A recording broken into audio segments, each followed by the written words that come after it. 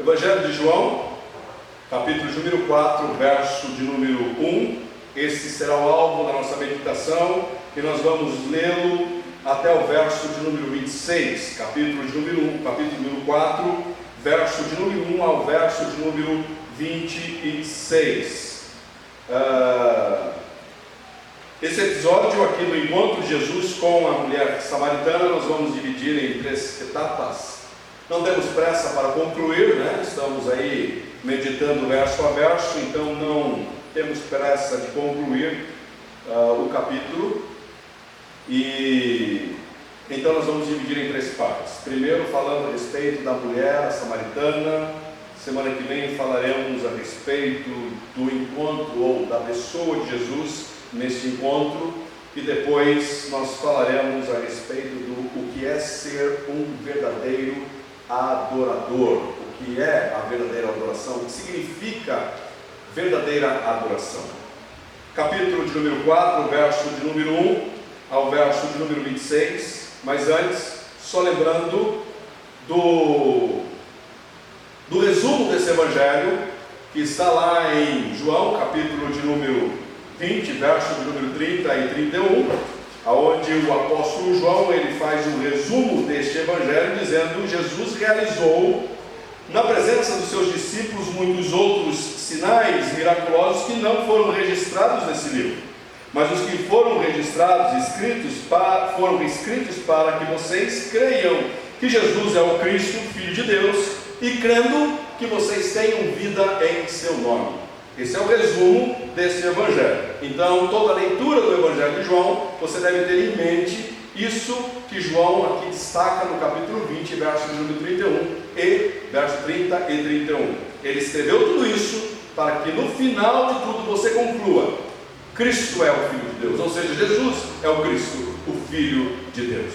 Capítulo de número 4, verso de número 1 ao 26, diz assim a palavra de Deus ao seu e ao meu coração: Os fariseus, ouvindo falar o que Jesus estava fazendo e que batizava mais discípulos do que João, embora não fosse Jesus quem batizasse, mas seus discípulos, quando o Senhor ficou sabendo disso, saiu da Judeia e voltou outra vez a Galiléia. Era-lhe necessário passar por Samaria. Assim, chegou a uma cidade de Samaria chamada Sicar, perto das terras de Jacó, perto das terras que Jacó dera a seu filho José. Havia ali o poço de Jacó. Jesus, cansado de viagem, sentou-se à beira do poço. Isto se deu por volta do meio-dia. Nisso veio uma mulher samaritana tirar água. Disse-lhe Jesus: dá-me um pouco de água. Os seus discípulos tinham ido à cidade comprar comida. A mulher samaritana lhe perguntou: como o Senhor, sendo judeu, pede a mim, uma samaritana, água para beber? Pois os judeus não se dão bem com os samaritanos. Jesus lhe respondeu: se você conhecesse o dom de Deus e quem lhe está pedindo água, você lhe teria pedido e ele te daria água viva. Disse a mulher: Senhor, o Senhor não tem como tirar a água, e o poço é fundo. Onde pode conseguir essa água viva? Acaso o Senhor é maior do que o nosso pai Jacó, que nos deu o poço do qual ele mesmo bebeu, bem como seus filhos e seu gado? Jesus respondeu: quem beber dessa água terá sede outra vez. Mas quem beber da água que eu lhe der, nunca mais terá sede. Ao contrário, a água que eu lhe der se tornará nele uma fonte de água a jorrar para a vida eterna. A mulher lhe disse: Senhor, dê-me desta água, para que eu não tenha mais sede e nem precise voltar aqui para tirar água. Ele lhe disse: vá, chame o seu marido e volte. Não tenho marido, respondeu ela. Disse-lhe Jesus: você falou corretamente, dizendo que não tem marido.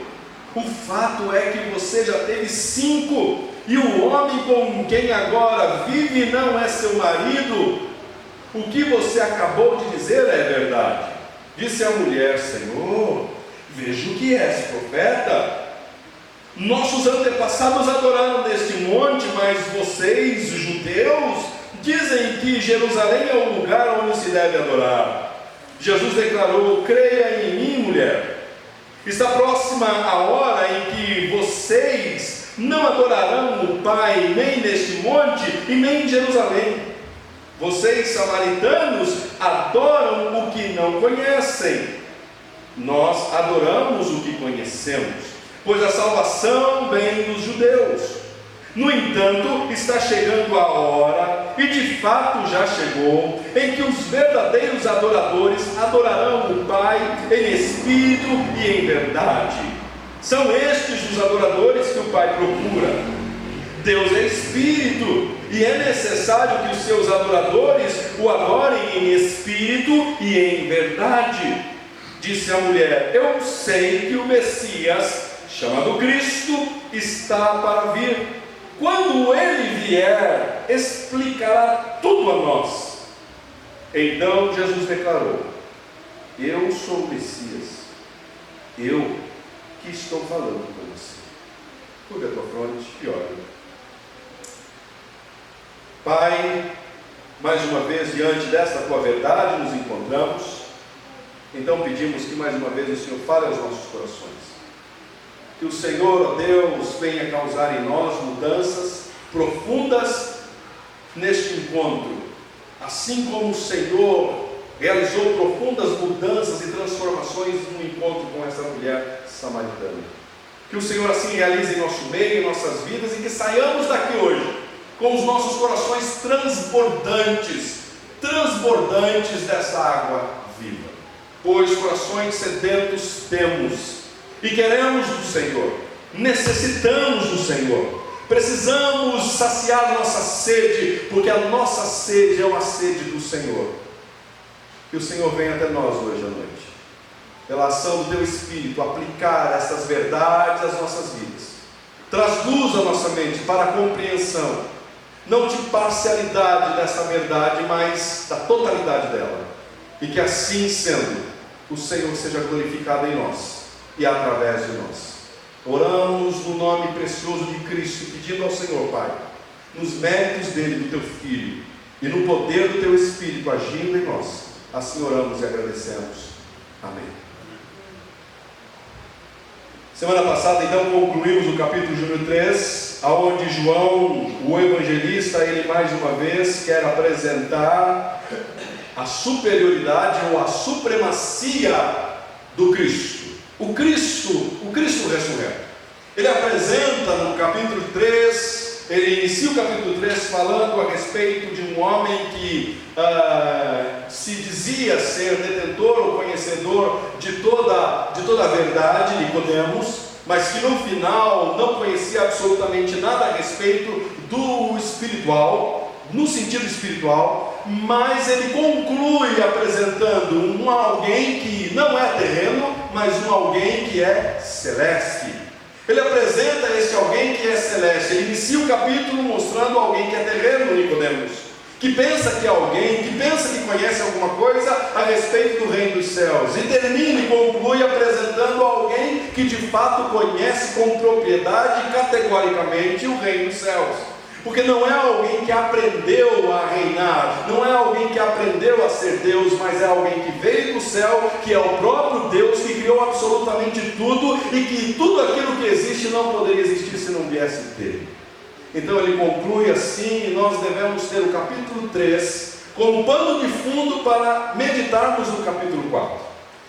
Quantas vezes eu li o capítulo 4 e eu, direto no capítulo 4, tentando tirar algumas aplicações. E quando você começa a estudar expositivamente, verso a verso, o texto, e você tendo aquilo em mente que o escritor, o evangelista, ele quis apresentar, então você começa a entender algumas coisas que outrora você não entendia. Assim aconteceu comigo, e eu tenho certeza que até o final deste evangelho vai acontecer com você também.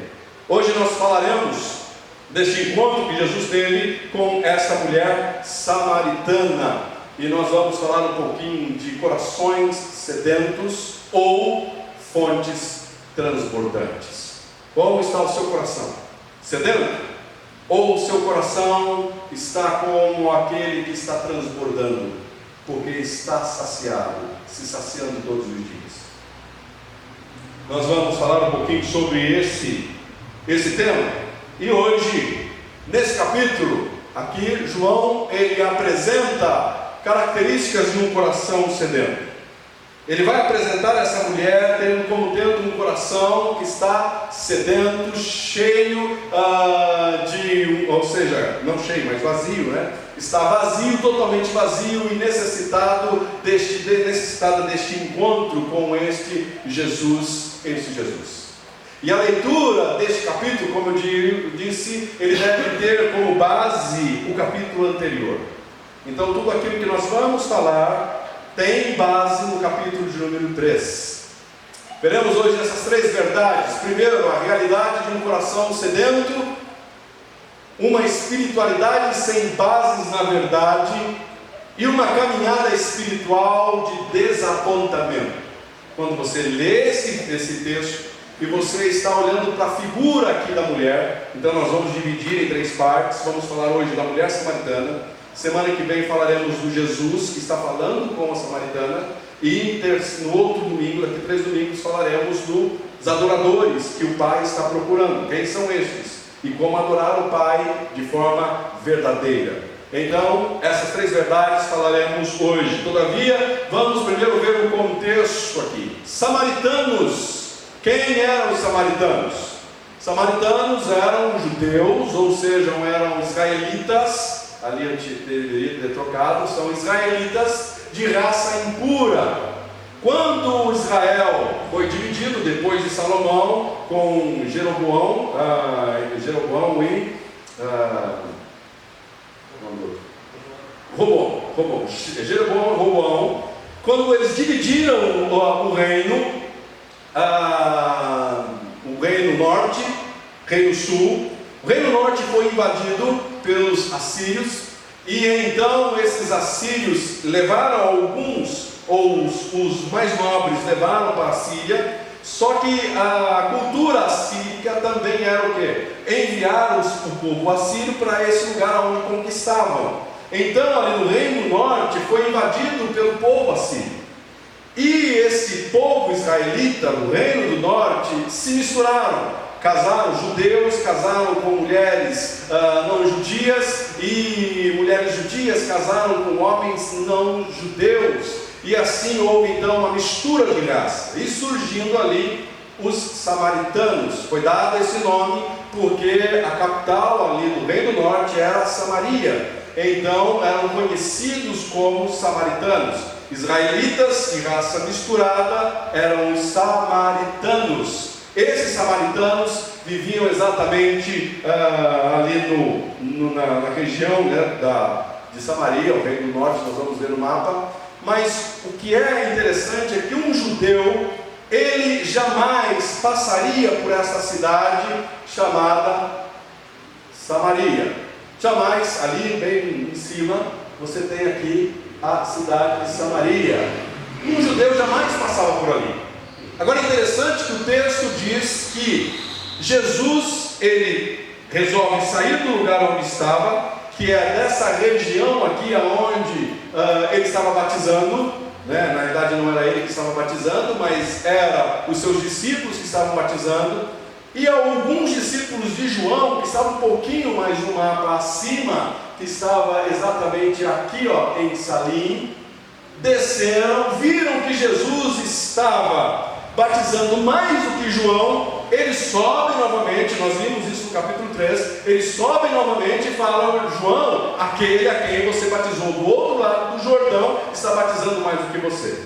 É exatamente ali que eles se encontram. Quando Jesus fica sabendo disso, que os judeus, não apenas os discípulos de João, mas também alguns religiosos chamados fariseus, eles estavam questionando esse ministério de Jesus e de João, dizendo assim, o que eles queriam dizer era, está vendo, João começou o ministério e o seu ministério está findando, está acabando, definhando, e agora surgiu mais um aí que está competindo. Não apenas os discípulos de João pensavam assim, mas também os fariseus estavam usando isso como estratégia para diminuir Cristo e diminuir ao mesmo tempo João Batista.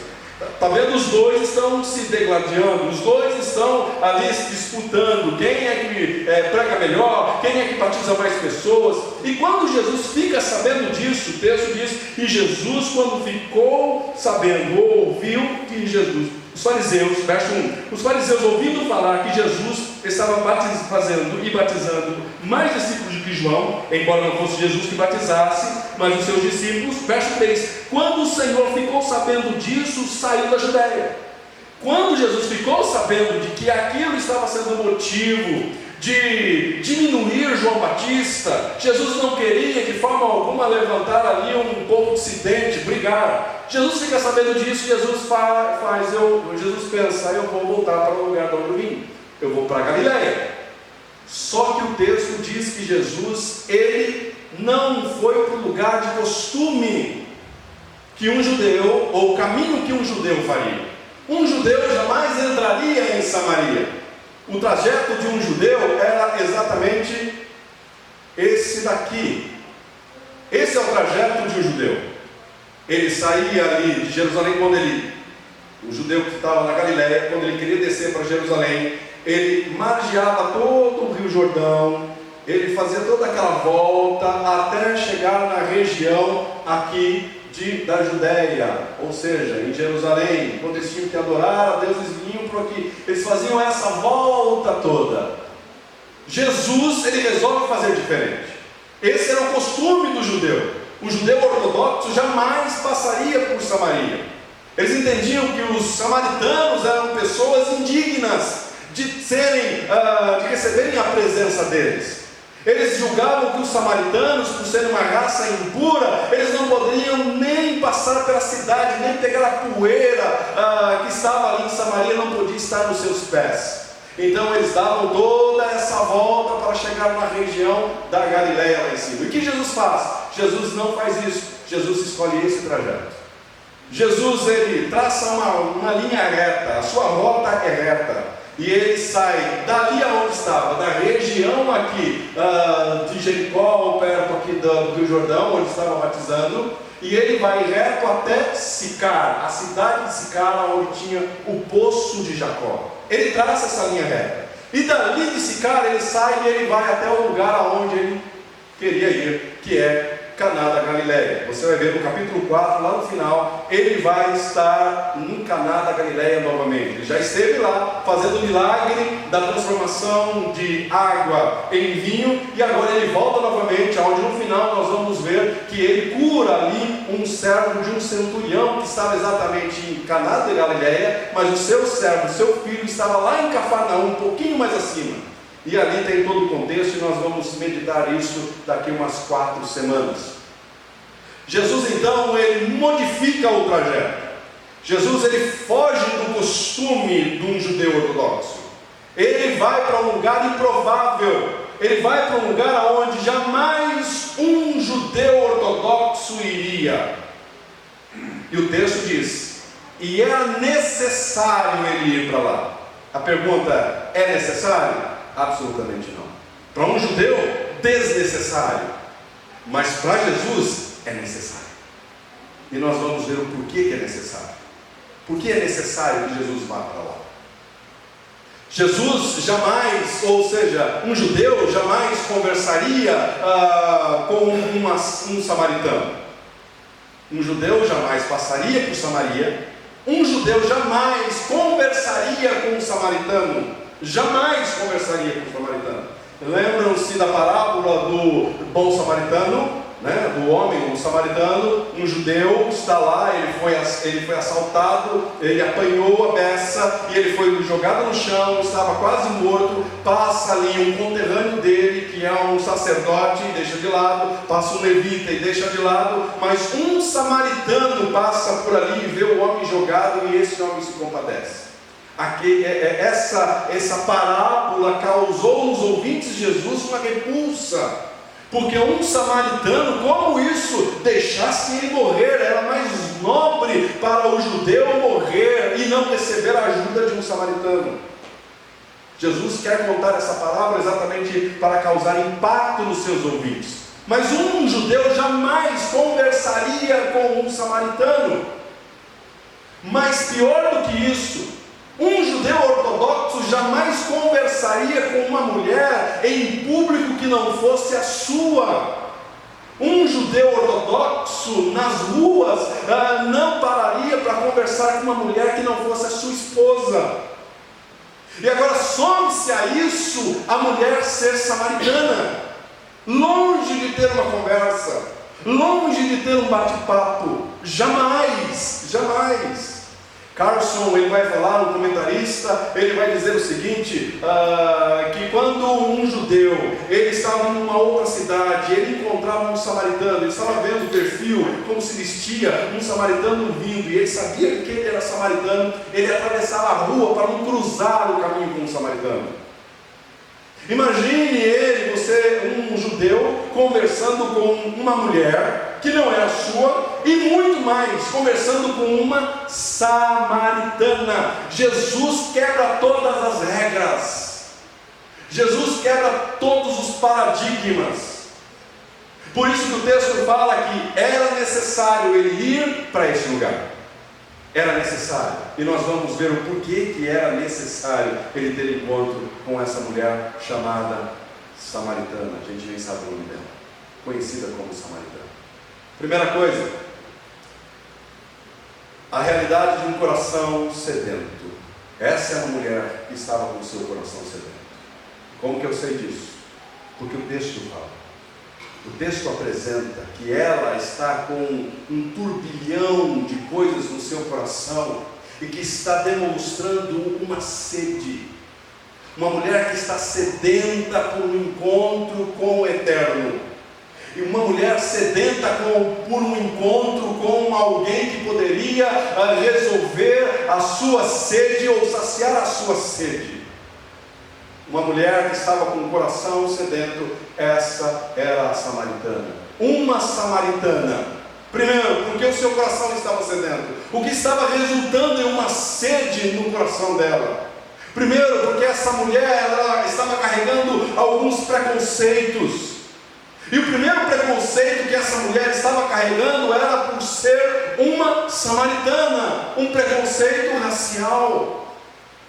Os samaritanos, os judeus não se davam com os samaritanos, não conversavam uns com os outros. Agora imagine essa mulher crescendo ali, naquele lugar, e a sua raça sendo alvo de preconceitos.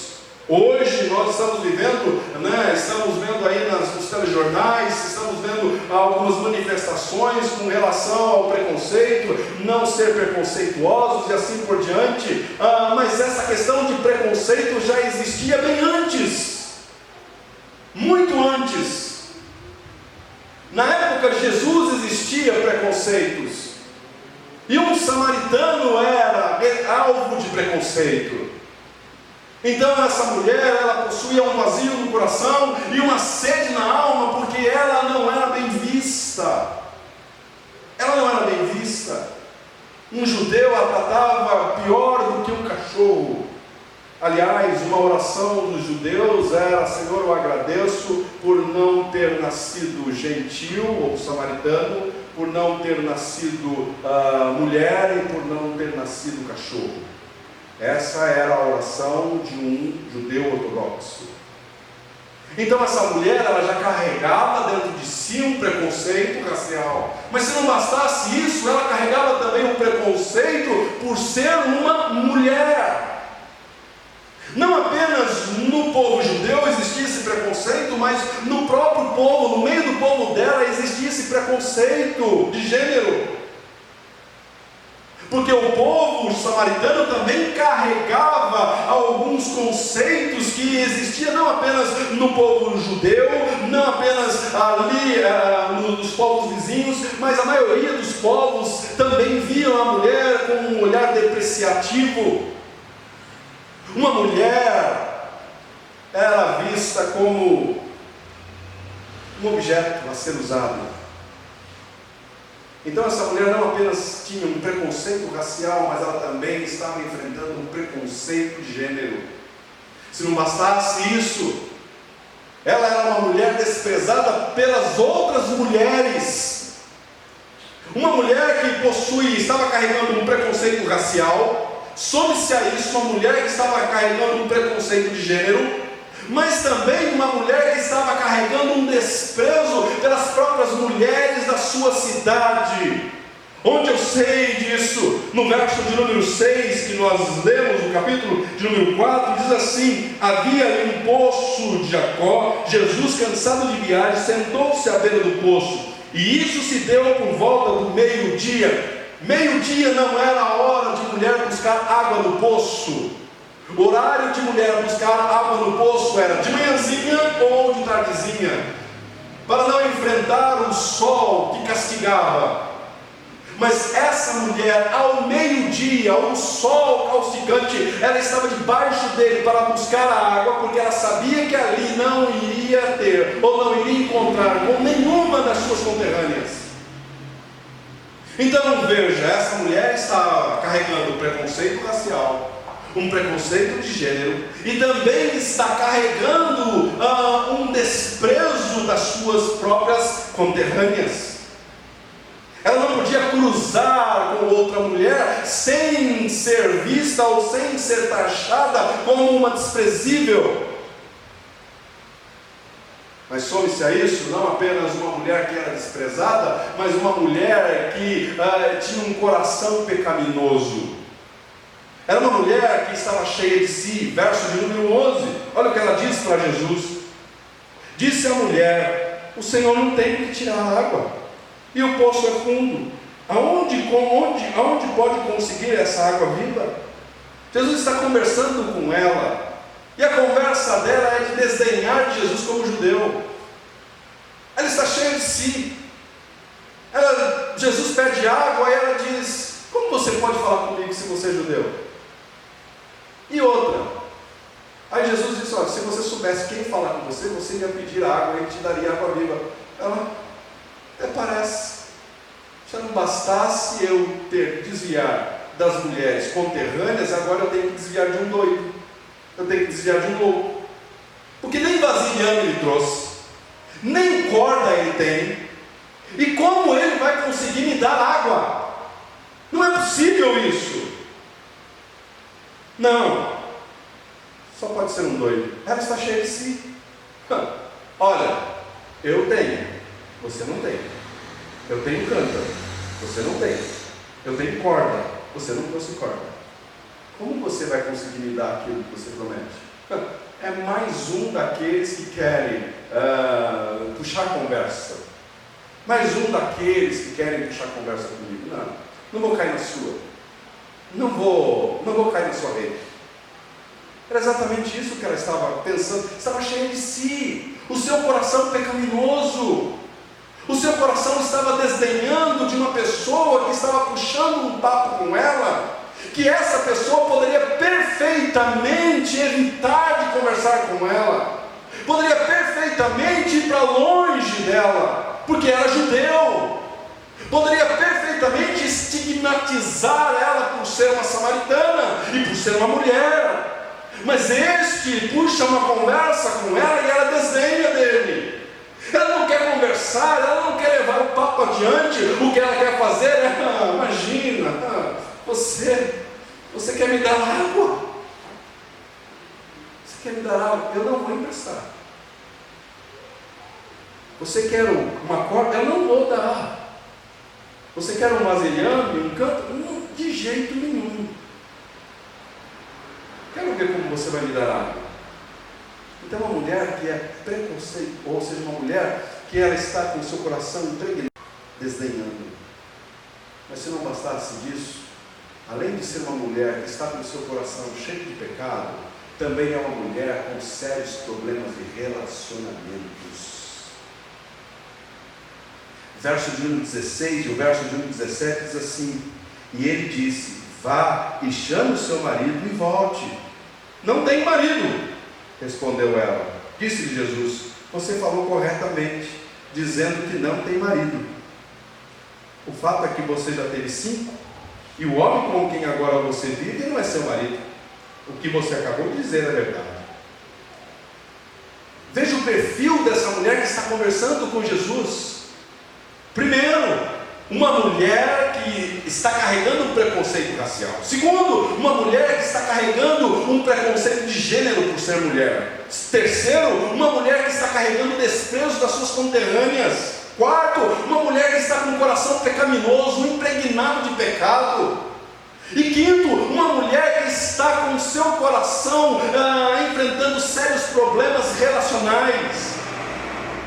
Ela está com sérios problemas de relacionamento.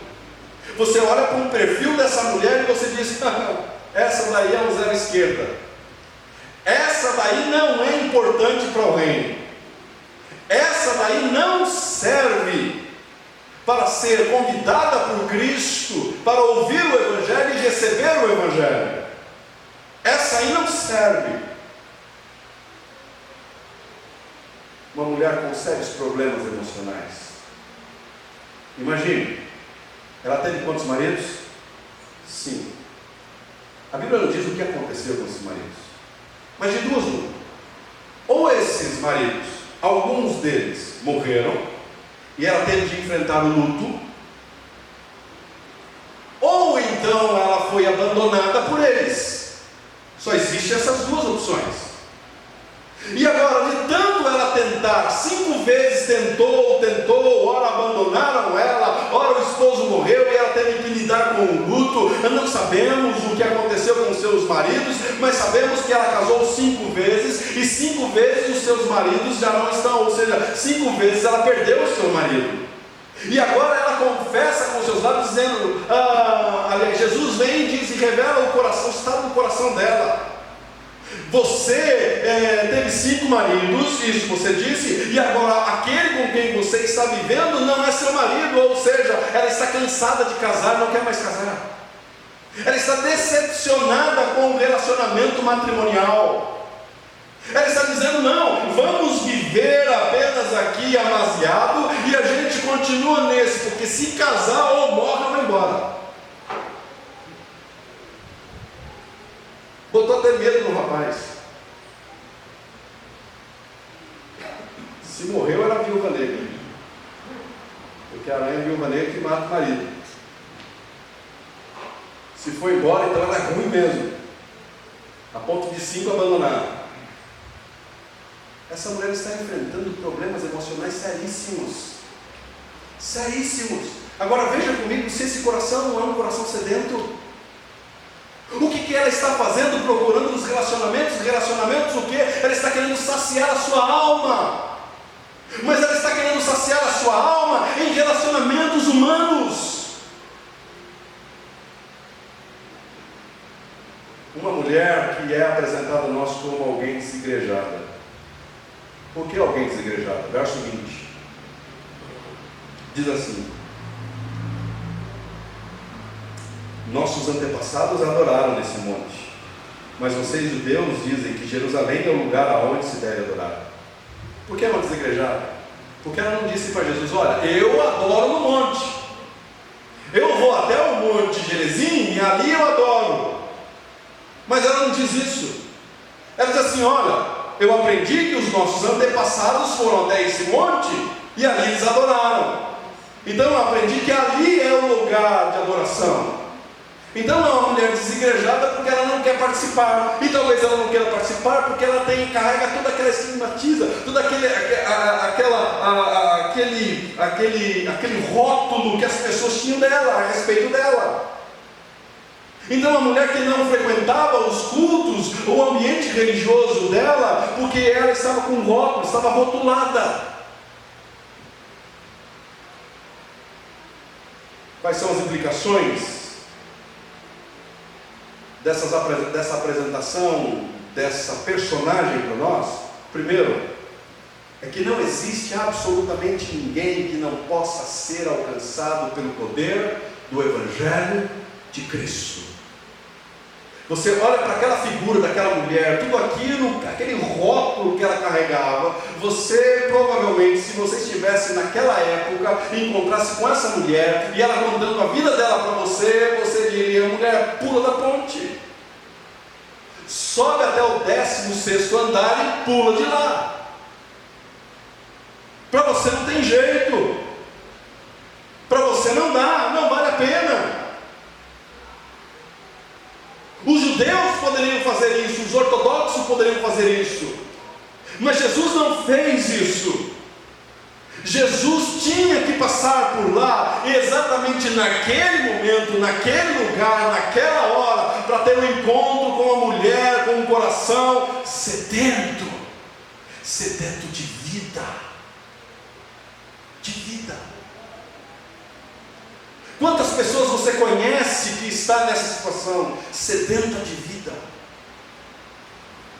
E talvez você, não, para essa pessoa não tem mais jeito, para essa pessoa não, aqui não serve mais, não tem como, já tentamos, o Evangelho pode penetrar lá. E se o Evangelho penetrar lá, causará mudanças e transformações que você nem imagina. Então não existe absolutamente ninguém que não possa ser alcançado. Todos nós, em alguma medida, nos identificamos com essa mulher. Em alguma medida, nos identificamos com ela. Porque foi exatamente assim que o nosso coração estava antes de encontrar com Cristo. Exatamente assim. Estigmatizados, rotulados. Esse não serve, esse não dá. Talvez não estivesse rotulado por alguém, mas talvez por você mesmo. Você se rotulando. Quantas pessoas você vai conversar e vai evangelizar ela, e ela mesma diz: não, para mim não tem mais jeito, não serve mais. Poxa vida, pastor, uma vez conversando com uma pessoa, dizendo: não, mas você nem imagina o que eu fiz na vida. Não, para mim não serve, para mim não tem mais jeito. Para o Evangelho tem, porque teve jeito para nós. Se o Evangelho foi suficiente para transformar o seu coração, o meu coração, então não tem absolutamente nenhum coração que não possa ser alcançado e transformado pelo poder regenerador do Evangelho. Absolutamente ninguém. Não existe ninguém que não possa ser transformado. Então as suas orações por aquele a quem você quer e deseja ser alcançado deve ser continuado. Você deve continuar orando. Mas eu já cansei de orar. Continue orando, porque o Evangelho, quando o Evangelho penetrar lá no coração, transformações acontecerão. Como a samaritana, nossos corações desejam encontrar satisfação a todo custo. Essa mulher estava tentando de tudo para encontrar satisfação de vida.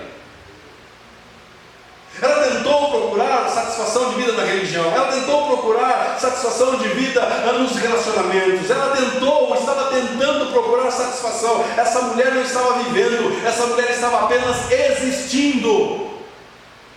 E existir é diferente de viver. Por isso que o texto do Evangelho de João vai dizer assim, que este Cristo veio nos dar vida e vida abundante.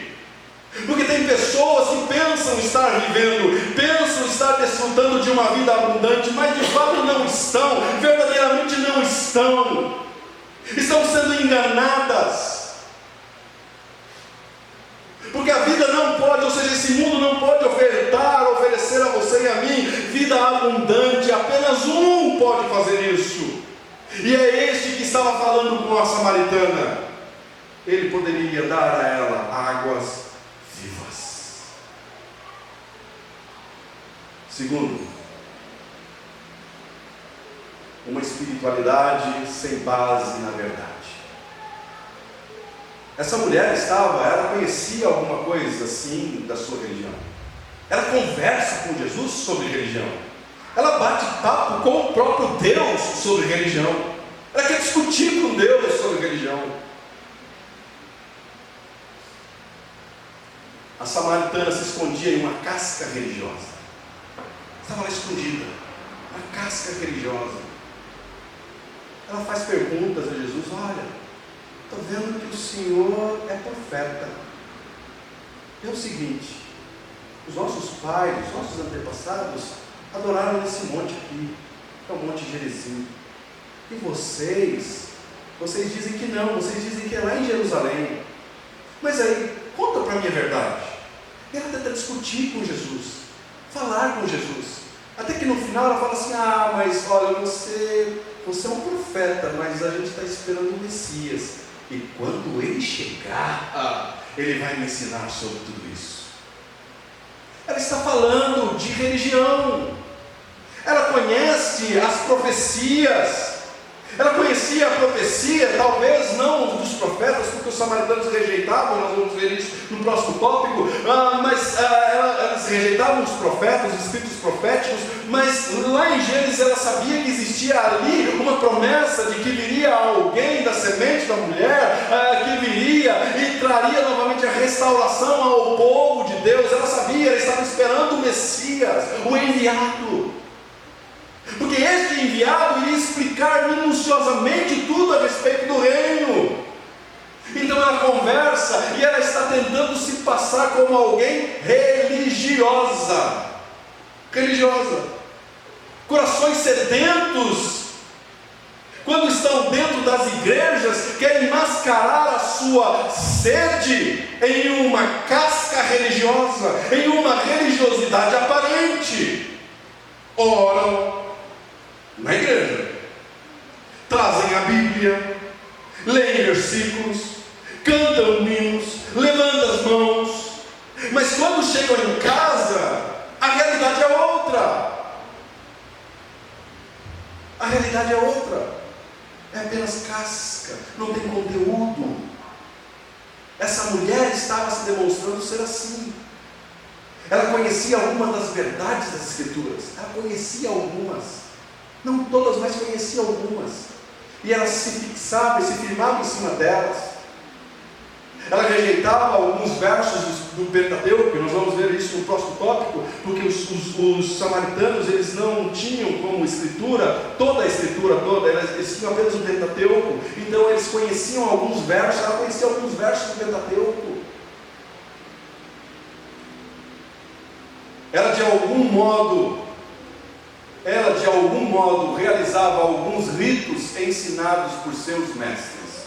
Talvez não ia para um lugar de adoração, mas talvez na sua casa ela se ajoelhava, talvez na sua casa ela fazia algum rito, né? A desigrejar é assim, né? Não preciso da igreja, eu não preciso estar reunido com os irmãos, eu não preciso estar reunido uns com os outros. Na minha casa eu consigo adorar, na minha casa eu faço os meus ritos, na minha casa eu faço as minhas rezas, na minha casa eu faço as minhas orações, na minha casa eu leio a Bíblia. Sim, é importante você fazer isso na sua casa, mas é importante também, de suma importância, você se reunir com seus irmãos, porque é exatamente nesse se reunir com seus irmãos aonde Deus age através da sua igreja, nos ensinando a ser como Ele, alguém que ama uns aos outros. Como que você na casa vai conseguir amar o seu irmão que está longe? Não. Quando você se reúne, é quando você está junto. Ela não queria fazer isso, ela não queria estar junto.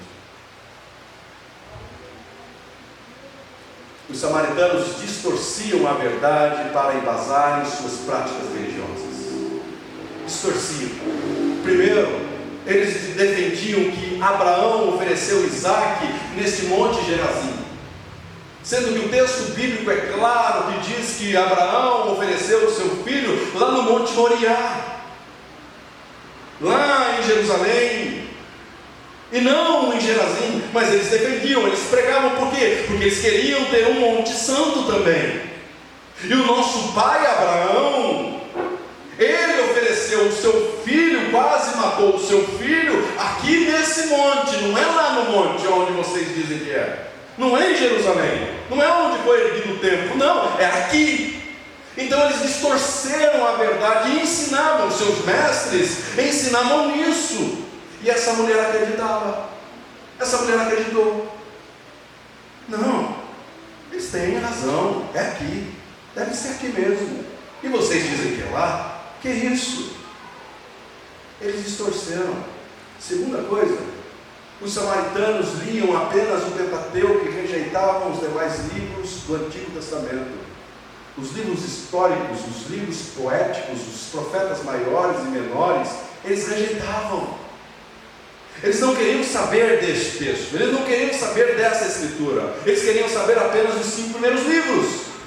E estudavam apenas os 5 primeiros livros, e pregavam apenas os 5 primeiros livros, embasavam-se apenas nos 5 primeiros livros, esquecendo-se que a Escritura ela é uma progressão de revelação, ou seja, a revelação ela é progressiva.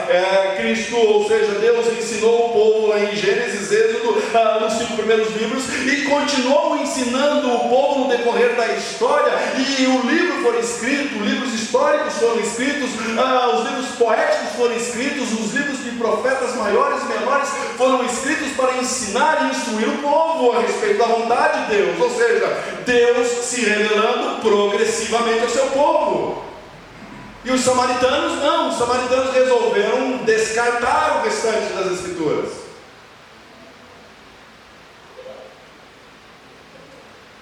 Os samaritanos construíram um templo para si no Monte Gerazim.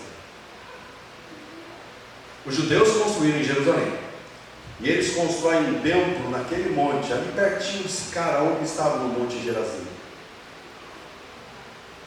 Eles estavam ali e construíram um templo para adorar Deus, mas o Deus que eles fabricaram, um Deus que eles manipularam, usaram as escrituras para manipular esse Deus, distorciam verdades para poder criar o seu Deus, o seu templo, a sua adoração.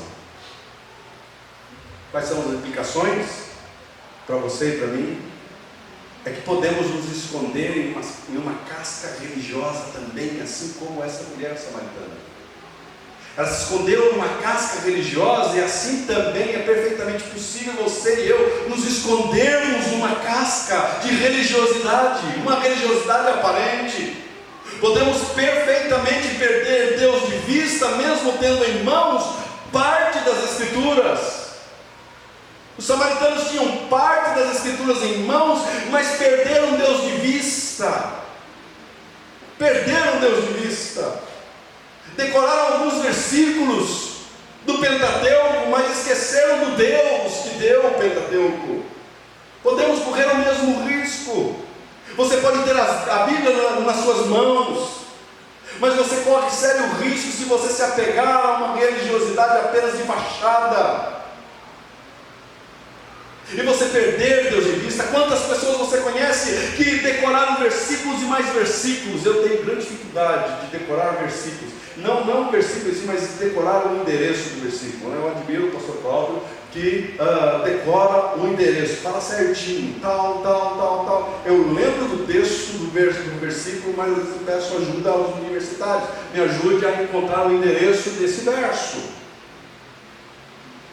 Tem pessoas que conhecem perfeitamente e decoraram versículos e mais versículos, mas quando você chega para conversar com eles, quando você chega para visualizar ou para ver como ele se porta no seu viver, na sua vida, você percebe que aquilo tudo é fachada, tudo aquilo é casca, tudo aquilo é apenas alguma coisa oca, sem conteúdo. Essa samaritana citava conhecimentos religiosos, citava conhecimento teológico da sua religião, apresentando para Jesus, mas ela não vivia absolutamente nada daquilo. Se você pegar o Pentateuco, você vai ver Moisés ensinando a respeito de como deve ser o relacionamento conjugal, e ela não estava praticando aquilo que o Pentateuco ensinava a respeito do relacionamento conjugal. Ela estava vivendo amasiada, ela estava se prostituindo, não era seu marido. Ela deveria o quê? Ser apedrejada. Então era apenas casca, apresentando teológico com o próprio Deus, mas ela em si não vivia. Casca, fachada. Gosto desse homem chamado Adam Tozer. Ele vai escrever esse livro, e nesse livro, a respeito, falando de uma fé, os perigos de uma fé, de uma fé superficial. Ele vai falar o seguinte: a performance tem substituído a adoração. Não temos mais adoradores, mas sim observadores e espectadores que assistem sentados maravilhados a uma apresentação. Pessoas sem conteúdos que querem assentar e assistir uma apresentação. E quando a apresentação é boa, sai de lá: você viu? Hoje. E quando não agrada, vai aqui hoje, né? Espectadores. Culto a Deus não é feito de espectadores. Culto a Deus não é feito de observadores. Culto a Deus é feito de pessoas que se entregam sem reservas e sem limites. O religioso superficial não consegue entender isso. Porque o religioso superficial, ele pensa apenas em si. Ele acha que o culto é para ele. Ele acha que o culto deve ser cantado, as músicas que ele quer que seja cantada, porque ele quer ouvir aquele tipo de música, ele não quer ouvir aquele outro tipo. Porque aquele outro tipo de música não alegra o seu coração, porque aquele outro tipo de música não o põe para cima. Não, os cânticos nos nossos cultos não devem ter como foco homens, pessoas, pastor, membros, não deve ter como foco pessoas, mas deve ter como foco o nosso Deus. É para Ele que você canta, é para Ele que você levanta as mãos, é para Ele que você dá glórias, aleluia, se assim você desejar. É para Ele. O grande problema é que existem pessoas reunidas dentro das igrejas que apenas são cascas religiosas, fazem apenas em nome de uma performance. Não, porque se eu não falar aleluia agora, vão pensar que eu estou em pecado, então eu vou falar aleluia. Não, porque se eu não levantar minhas mãos agora, não, vão achar que, poxa, está meio frio, que negócio é. Não, eu não quero passar a dar a impressão de que eu estou frio espiritualmente. Estou mais interessado em uma performance. Essa mulher está interessada em performance.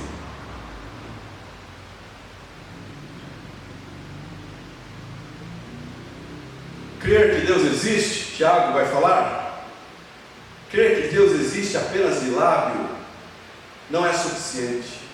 É necessário ter uma fé operosa em direção a este Deus.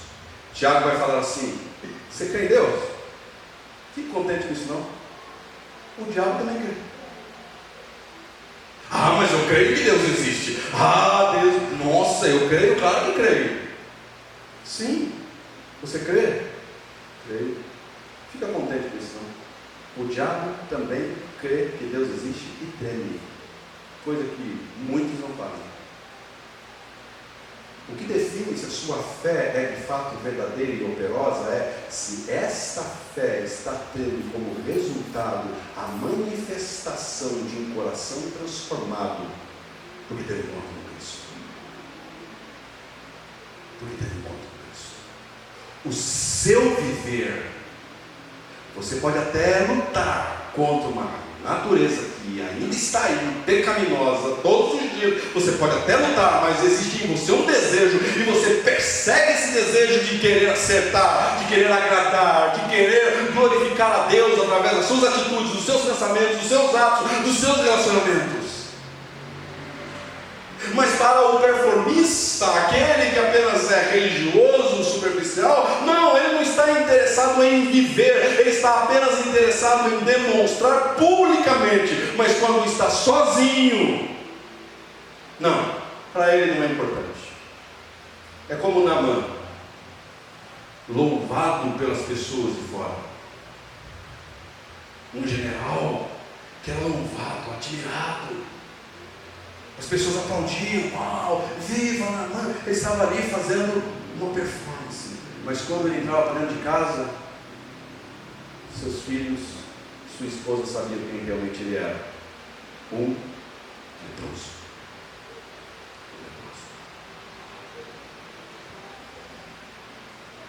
Você pode facilmente ser enganado em sua busca por Deus, destituído de da totalidade das Escrituras. Essa mulher foi enganada por alguns religiosos. Essa mulher foi enganada por algumas pessoas que se diziam mestres e ensinavam a respeito de Deus, mas ela foi enganada porque ela não estava firmada, não tinha como base toda a Escritura, tinha apenas alguns textos. Tinha apenas alguns textos que davam para ela a impressão de que era verdade. E então ela se apegou a estas pseudos-verdades, achando que ali era Deus, achando que aquela adoração era a adoração a Deus. Assim como a samaritana acreditou nas pseudos-verdades de seus líderes sobre Deus, você corre o mesmo risco se rejeitar toda a Escritura.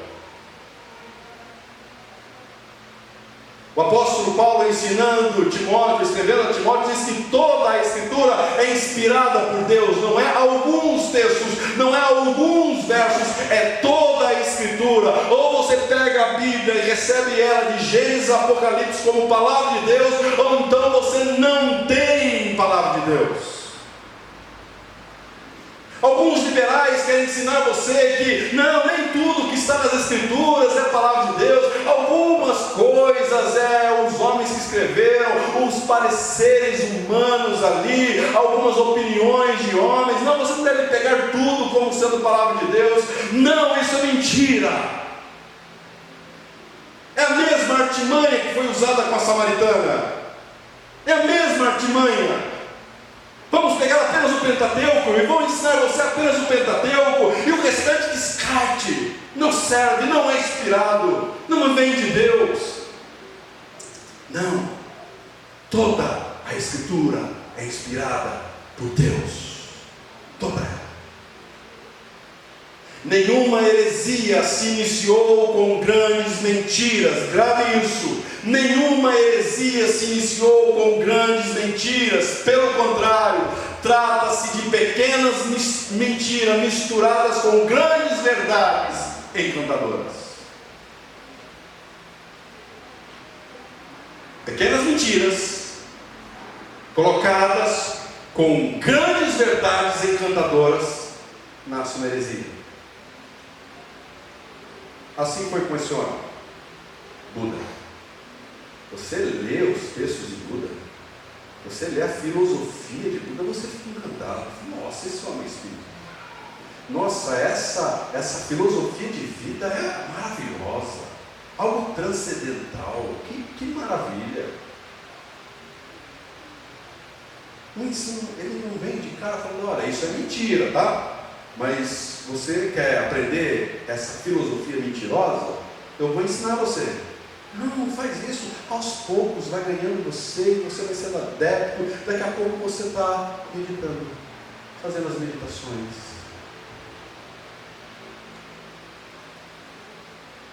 Esse outro, Allan Kardec, pegou grandes verdades do Evangelho de Cristo e colocou, incutiu neles alguns pensamentos filosóficos e humanistas,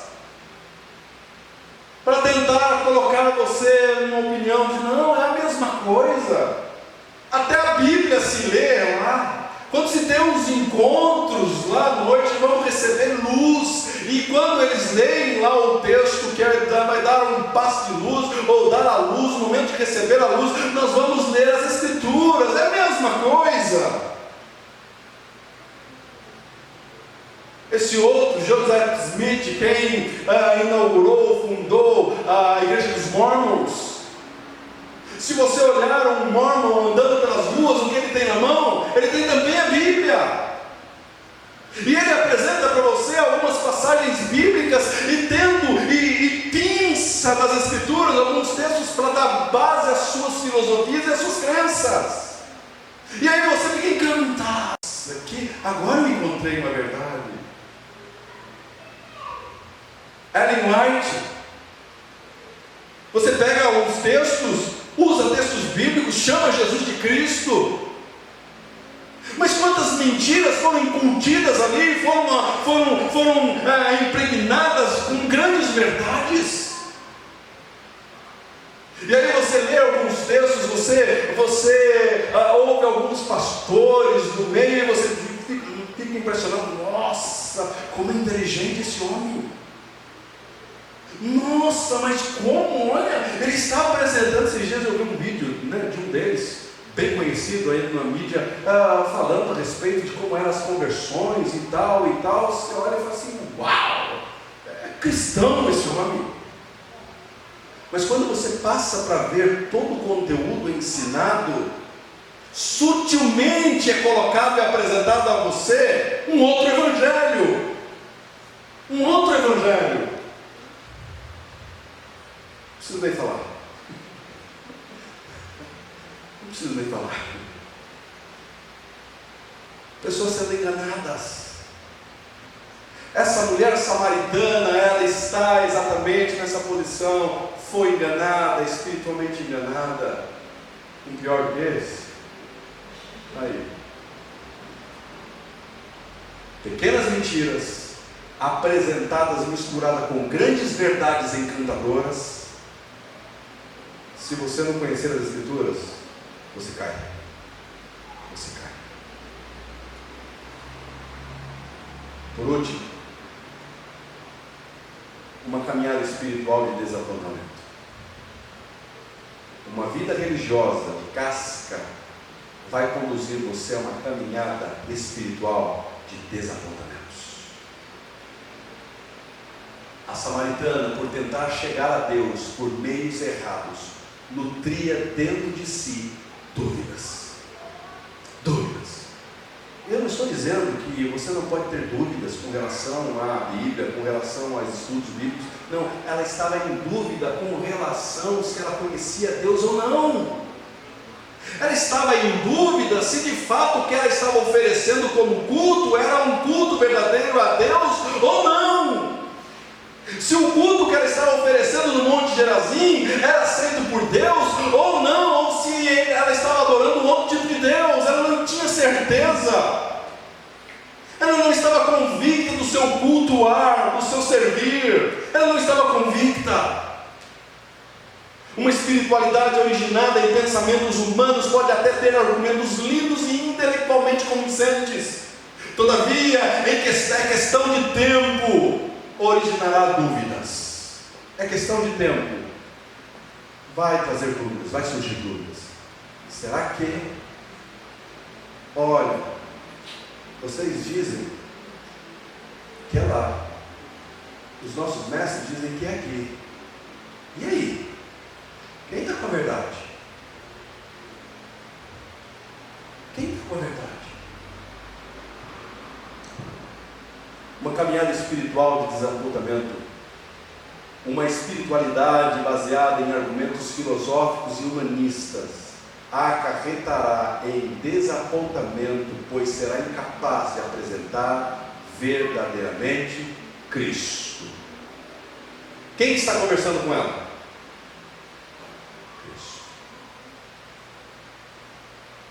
Mas ela está tão cega por sua religiosidade que ela não conseguiu identificar que o próprio Deus está falando com ela.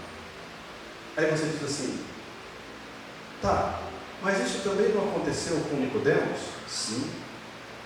O que o João Evangelista está querendo apresentar é o seguinte: tanto a religiosidade judaica, quanto a religiosidade dos samaritanos, ou qualquer outro tipo de religiosidade fabricada pelo ser humano, não vai conseguir conduzir você a Deus.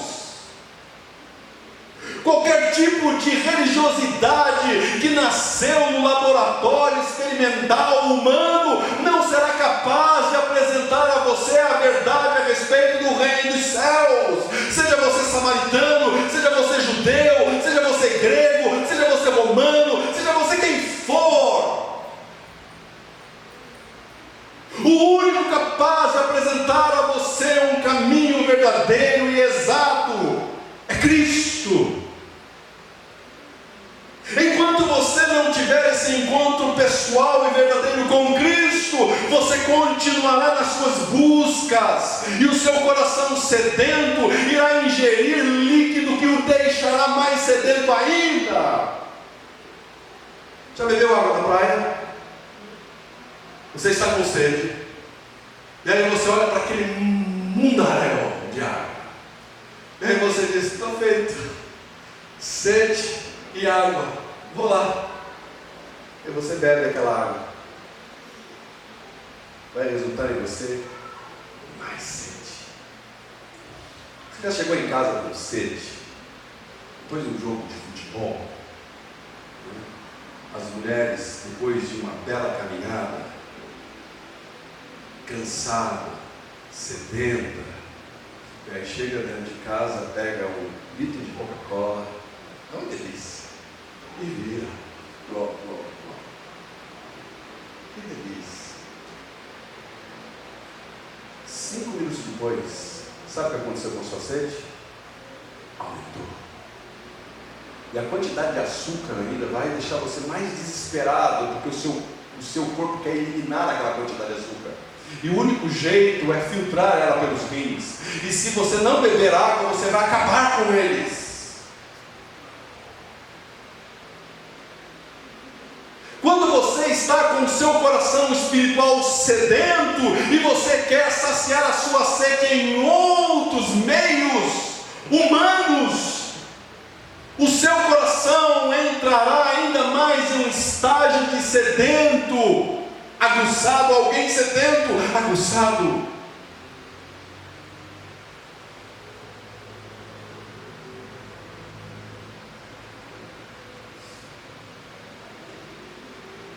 A samaritana aguardava a vinda do Messias, e se dependesse de sua religião, do esforço, nunca seria capaz de reconhecer o Deus encarnado pedindo água. Isso aqui é lindo. Mais uma vez eu vejo a doutrina da graça. Deus salvando pessoas que Ele quer. A mulher está ali, e ela, por meio da sua religião, ela está tentando encontrar Deus. E ela tenta encontrar Deus, tenta encontrar Deus, tenta encontrar Deus. Ela está tentando viver e não consegue viver, não consegue viver. Sabe o que acontece no final? Cristo diz para ela: eu vim aqui porque eu quis vir aqui. Era necessário vir aqui. E sabe por que eu vim aqui? Para falar para você: eu sou o Messias. Se não fosse Jesus se revelando a ela, ela jamais conheceria Cristo. Absolutamente nada será capaz de apresentar verdades que são absolutas e ao mesmo tempo encantadoras como as Escrituras. Busque livros, busque pessoas, jamais. Segundo, você pode até por algum tempo se satisfazer com argumentos filosóficos e teológicos. Entretanto, apenas quando você estiver diante de todas as Escrituras, seu coração encontrará descanso de procurar o que ainda não encontrou. As Escrituras vão apresentar a você. Essa é a imagem de uma estátua de alguém olhando para o vazio que está dentro de si. Assim era a samaritana. Assim éramos nós. Apenas o Espírito Santo, dado a nós, será capaz de nos convencer da verdade, do pecado e do juízo. Você teve encontro com Cristo? Teve. Você está convicto da sua salvação? Está. Quem é que convenceu você? Jesus falou no capítulo 3, verso de número 34: pois aquele que Deus enviou, fala as palavras de Deus, pois Ele dá o Espírito sem limitações. Quem convence você da verdade? O Espírito. Quem convence você da justiça? O Espírito. Ele deu o Espírito. João 16: quando Ele vier, convencerá o mundo do pecado, da justiça e do juízo. Do pecado, porque o homem não crê em mim. Da justiça, porque vou para o Pai e vocês não me verão mais. E do juízo, porque o príncipe deste mundo porque o príncipe deste mundo já está condenado. Pois aquele que Deus enviou fala as palavras de Deus, porque Ele dá o Espírito sem restrições, sem limitações. E por último, as revelações de quem Cristo é apenas para aqueles que nasceram novamente. Capítulo 3, Jesus falou para Nicodemos: você não pode entrar no reino do céu se você não... Jesus está falando a mesma coisa para aquela mulher. A sua religiosidade não vai conduzir no seu reino dos céus. Você precisa nascer de novo. E sabe o que vai acontecer? Se você nascer de novo, no seu interior vai fluir rios de águas vivas. A samaritana queria conhecer o Messias por meio de suas tradições religiosas, a exemplo de Nicodemos. A adoração procedente de uma religião longe da verdade e destituída de Cristo é falso. Conclusão: seu coração está sedento? As bases de sua espiritualidade são sólidas? Sua caminhada espiritual tem causado desapontamento? Você ainda aguarda o Messias, o Salvador da pátria? Ou você já encontrou ele? Se você está esperando surgir um presidente que salve você, você está indo na religiosidade. Você precisa de um encontro. Mas se você está vivendo a vida já satisfeito porque encontrou o Salvador, então você está vivendo o Evangelho. Cure sua fronte. Quero orar por você e por você.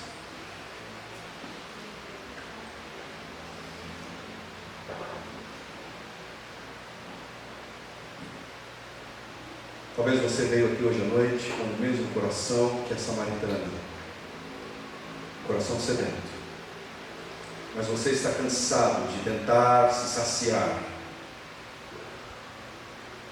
em religião, em movimentações que você mesmo criou, em performance que você mesmo está tentando apresentar aos outros. Mas eu quero convidar você a abandonar tudo isso